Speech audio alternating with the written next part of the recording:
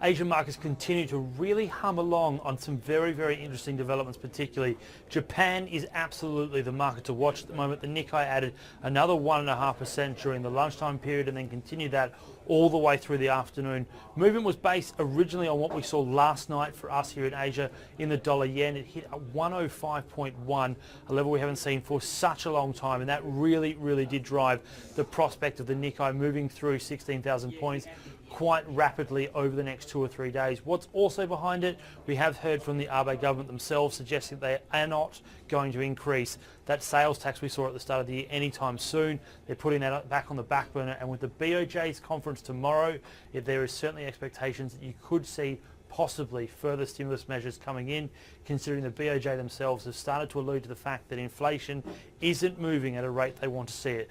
That is why Japan remains probably the market to watch over here in Asia.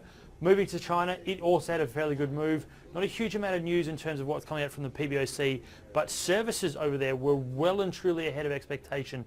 Both the HSBC and the official non-manufacturing PMI well ahead of expectations. Both came in the mid-54s. Good expansion numbers broke out of the downtrend, and that really did drive their markets as well.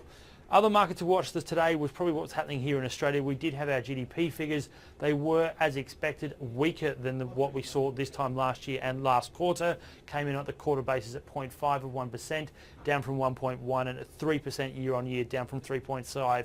However, they were stronger than expected, and that was a nice thing to see.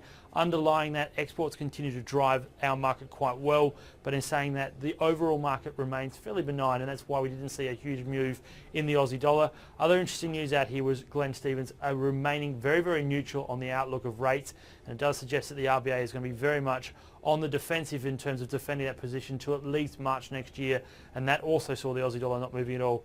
Very, very interesting day here in Asia. As I said, all about Japan and what's going on in China, green on screens, and that should feed through to Europe as well.